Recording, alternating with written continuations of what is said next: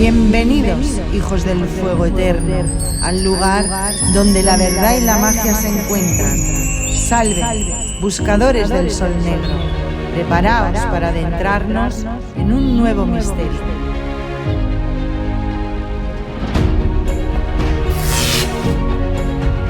La crónica de Akako. Apéndice. Comencemos. La extinción de los indios de la jungla.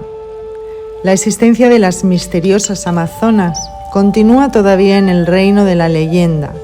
La extinción de los indios de la jungla es, sin embargo, real y provocada por las enfermedades y por la forma única de la violencia de los colonizadores blancos. Inmediatamente después de su llegada relegaron a los indios a un rango inferior al de la esclavitud. Hasta tal punto fue atropellada y suprimida la población indígena que no le quedó otro medio de supervivencia más que alimentándose de gusanos, de hierbas y de raíces. Sus caudillos fueron asesinados por los europeos bajo crueles torturas para así domeñar de una vez por todas la resistencia de los salvajes. Como señala el historiador español Oviedo, fueron soldados 5 o 6 perros jóvenes sobre cada uno de los 16 caudillos para entrenarlos en este tipo de caza humana. Como todavía eran jóvenes, se limitaron a corretear y a ladrar alrededor de los indios, pero cuando estos creían que los habían logrado reducir con sus bastones, fueron entonces soltados 2 experimentados bulldogs que inmediatamente los despellejaron, los destriparon y los devoraron como quisieron. Tampoco la declaración de independencia de los diversos estados nacionales de América del Sur tras la victoria del patriota Simón Bolívar sobre los mercenarios españoles produjo alivio alguno para la población indígena. Una reducida clase superior blanca dirigía a cada uno de los países como si fuera un establecimiento familiar. Las revueltas de la población india esclavizada fueron cruelmente reprimidas. Angelín, el líder de más importante movimiento social revolucionario brasileño, murió en la prisión. El movimiento que él había capitaneado, la Gavanegem, se desintegró bajo el poder del fuego de los militares portugueses y británicos. Las 2/3 partes de la población amazónica fueron masacradas. En la crónica de Akako solo se hace una referencia marginal a estas revueltas populares. Los exploradores de los Uga Mongulala observaron con terror las atrocidades de los blancos bárbaros y el pueblo aprovechó el reflujo de la lucha para replegarse hacia el territorio central de Akako.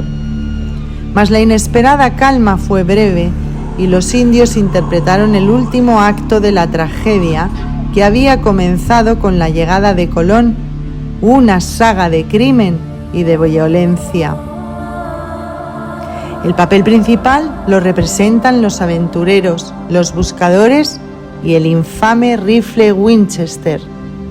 También tienen su papel aquellos que se oponen al genocidio, tales como el mariscal brasileño Rondón, creador del Servicio Brasileño de Protección India. Pero incluso esta organización, fundada por la civilización blanca para proteger a los nativos, ha servido en su desarrollo para acelerar su ruina.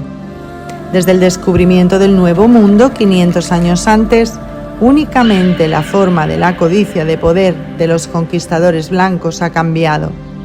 El periódico londinense The Economist informaba en su número del 15 de mayo de 1968 sobre la situación de los indios brasileños.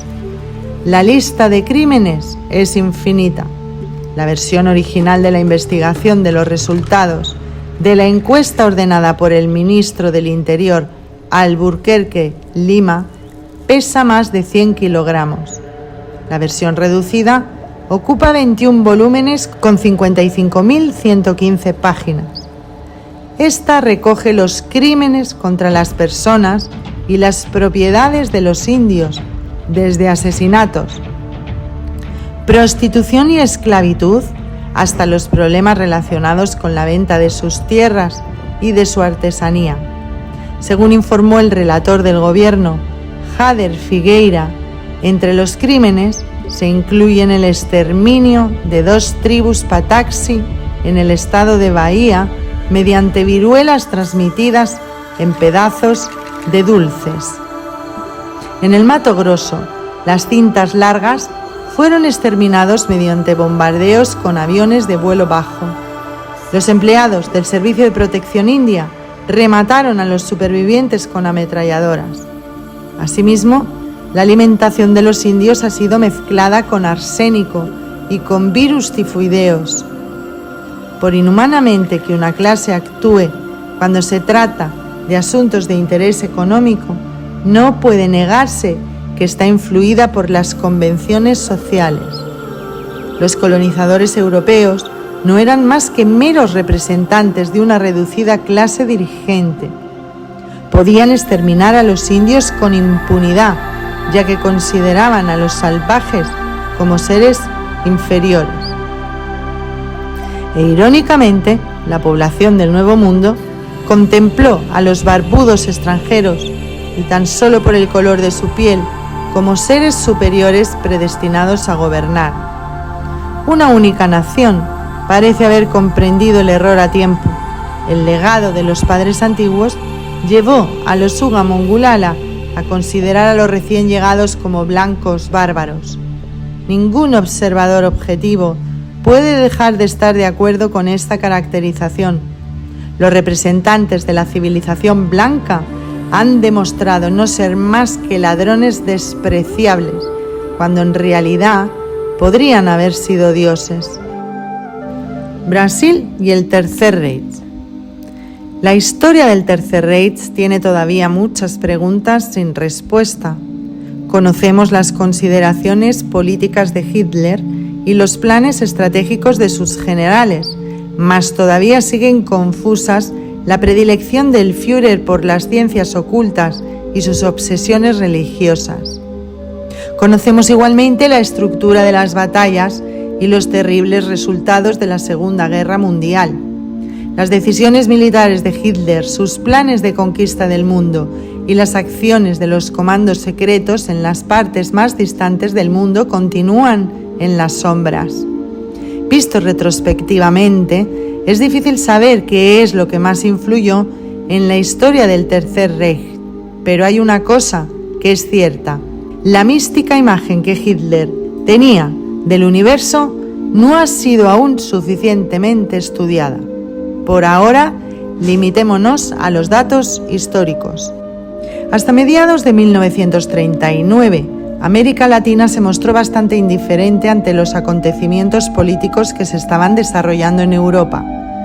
Únicamente cuando las fuerzas del Tercer Reich invadieron Polonia y los planes de Hitler de expansión mundial se hicieron obvios, se verían los países de América del Sur envueltos en una vorágine de la guerra mundial que comenzaba.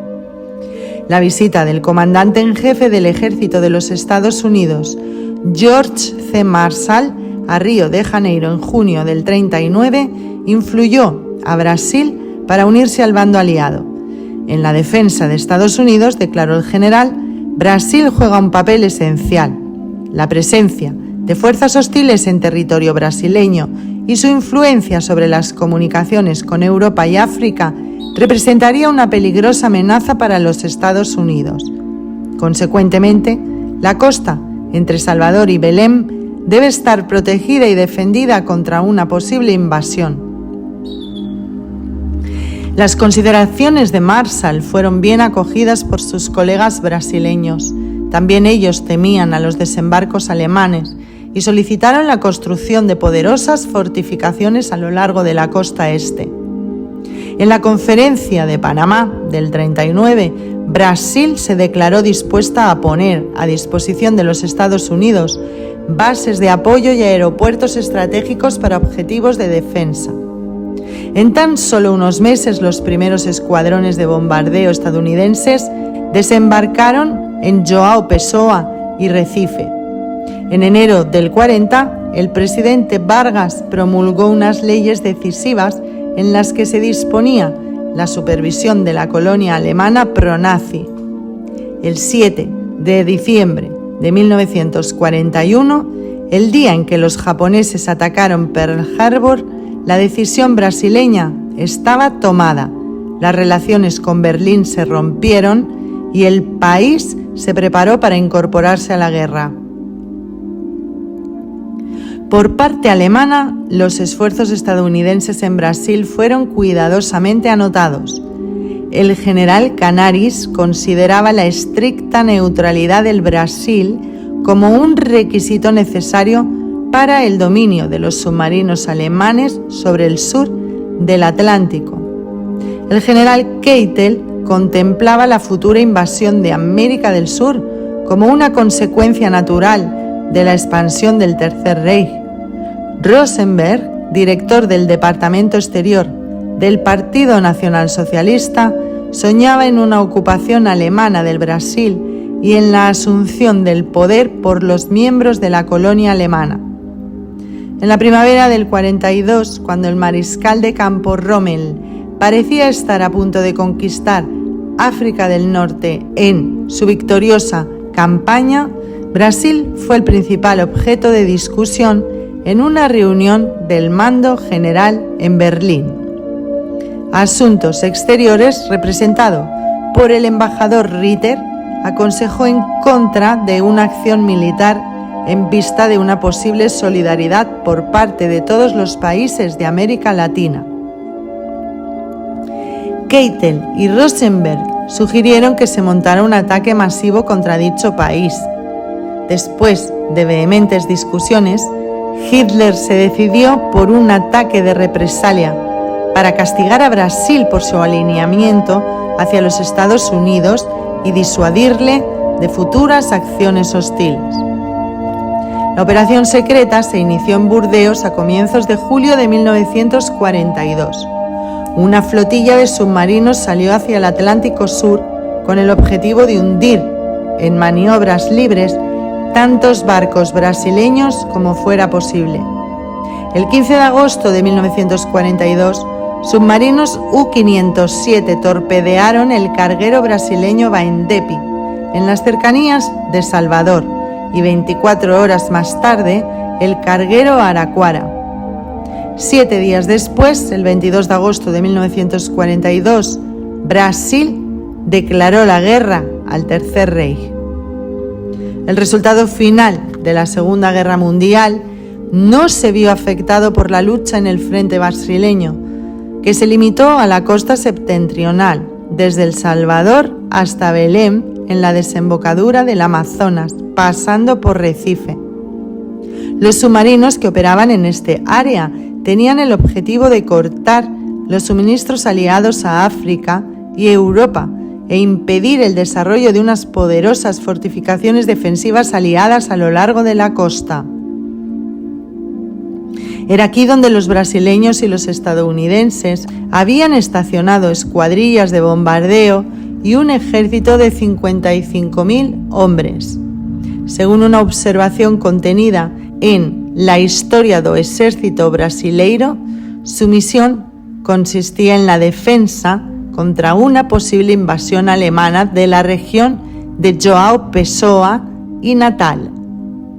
Tan firmemente convencido estaba el alto mando brasileño de los planes de invasión alemanes que hacia el 43 y 44 aumentó la potencia del ejército a 65.000 hombres. La estratégica zona norte-nordeste solo perdería importancia tras la victoria aliada sobre el Afrika Korps de Rommel y el inicio de los planes para la reconquista de Francia.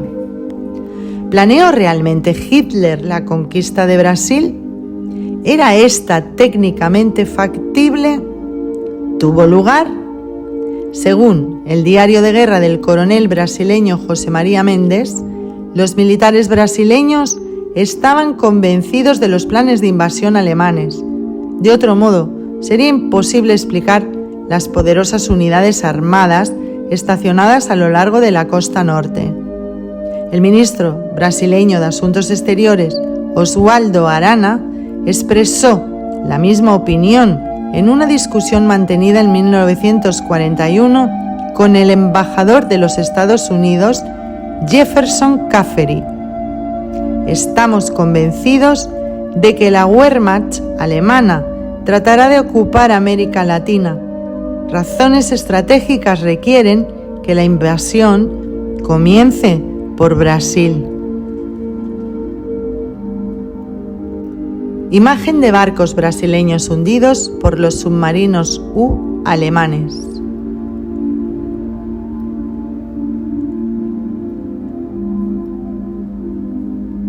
Los historiadores militares alemanes ofrecen una opinión bastante diferente. En su evaluación de la estrategia del Tercer Reich, consideran que los planes de invasión eran meros sueños de autorrealización de Rosenberg, técnicamente impracticables y nunca seriamente planeados. Esta corriente de pensamiento no sabe cómo explicar un cable secreto enviado por el secretario de Estado Weizsäcker a la Fieldmark, el nombre en clave de la sección para América del Sur de Asuntos Exteriores. En este cable, Weizsäcker informa al embajador Ritter sobre las discusiones internas entre la Wehrmacht y Asuntos Exteriores en relación con las operaciones contra la tierra firme brasileña. La referencia a la tierra firme confirma otras informaciones relativas a los planes de Hitler para extender más tarde o más temprano su poder a América Latina.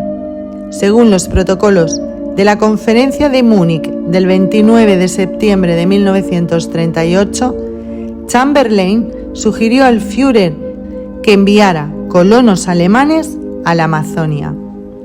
Los 2.000 soldados alemanes en Acácor. Los datos históricos disponibles no son suficientes para proporcionar una prueba irrefutable de un desembarco de fuerzas alemanas en Brasil, pero los informes sobre la mística imagen que Hitler tenía del universo son extraordinariamente reveladores. Estos se remontan al año 1920, cuando el antiguo pintor de casas conoció al poeta Dietrich Eckart, quien durante 3 años influyó en el futuro Führer del gran imperio alemán, con sus teorías sobre el origen de las tribus germánicas en Thule, los seres sobrenaturales de una civilización desaparecida y el inminente nacimiento de una raza superior en el corazón de Alemania. En octubre de 1927, poco antes de su muerte, Eckart escribió: «Seguid a Hitler, él bailará, pero la melodía la escribí yo. Nosotros le hemos dado la oportunidad de ponerse en contacto con ellos. No os aflijáis por mí, yo he influido en la historia más que ningún otro alemán». La canción del maestro Eckart fue interpretada demasiado pronto. En unos pocos años, la asociación religiosa que él había fundado, Thule, se convirtió en una influyente sociedad secreta y bajo su protección crecieron los grupos Edelweiss, las Waffen-SS y la Asociación Ahnenerbe, herencia de los antepasados. Las doctrinas mágicas que Eckart había propuesto llevaron a la creación de un Estado terrorista que combinó un orden totalitario casi absoluto con la mística teoría de una raza maestra aria. Probablemente el Tercer Reich asignó más fondos al estudio de las ciencias ocultas que los Estados Unidos aplicaron a la fabricación de la primera bomba atómica.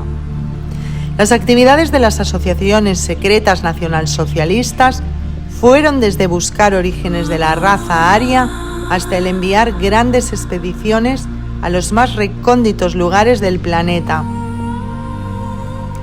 Cuando las fuerzas alemanas tuvieron que abandonar Nápoles, Himmler ordenó que la tumba del último de los Hohenstaufen fuese enviada a Alemania.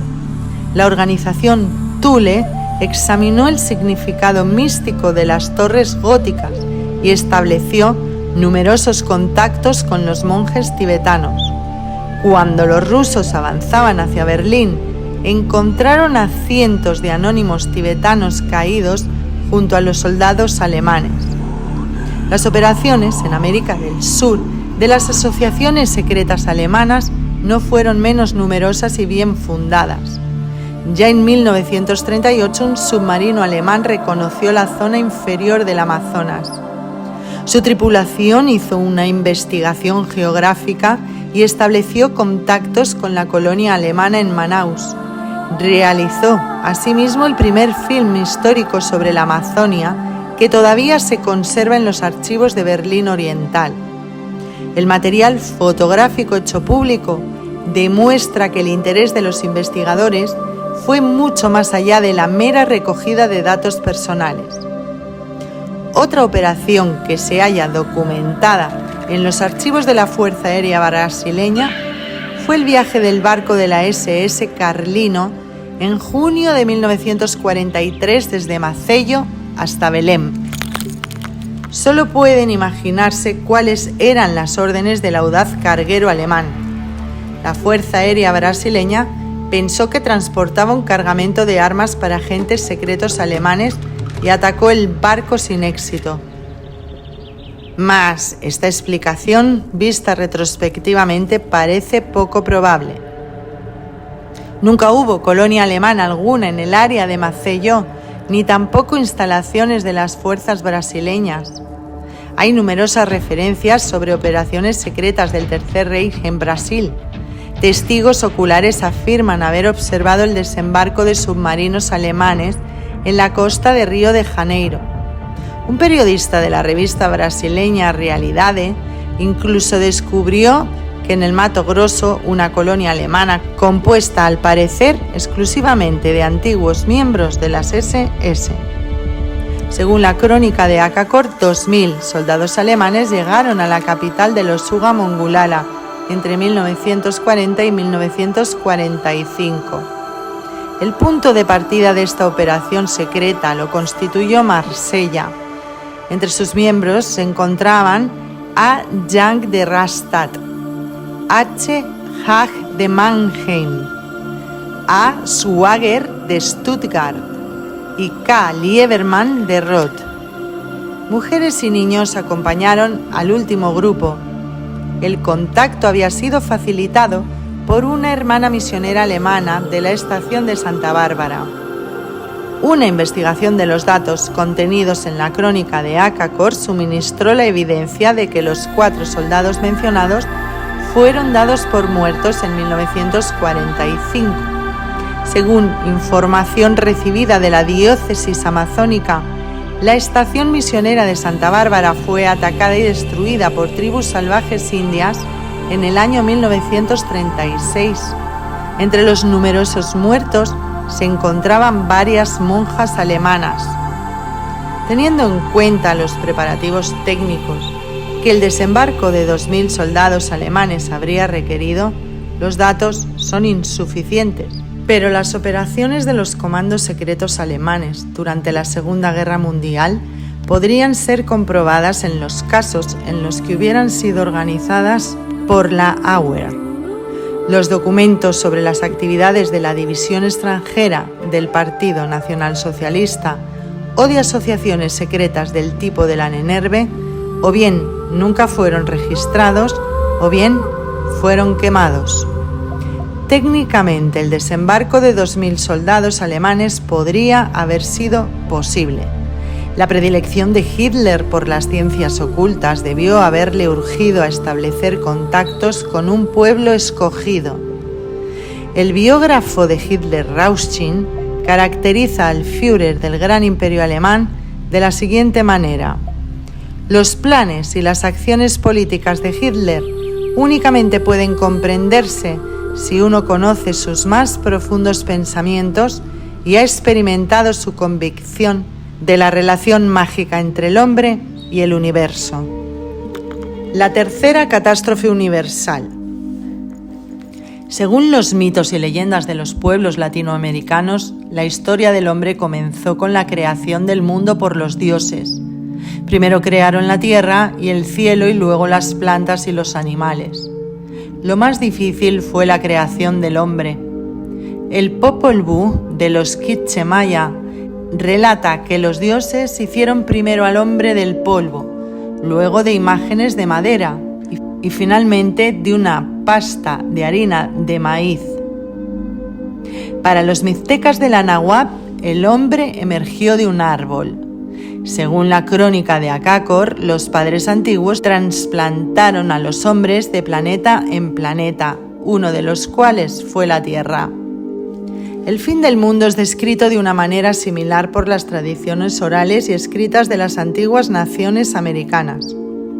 Para las naciones de América Central, el cosmos que nosotros conocemos es el quinto desde la creación del mundo.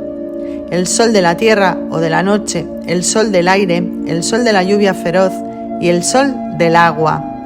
El quinto sol, el sol de los 4 movimientos, desaparecerá cuando los monstruos del crepúsculo se despierten en el oeste, incitados por el dios malo Tezcatlipoca, que masticará el globo de la tierra y lo mantendrá en sus fauces.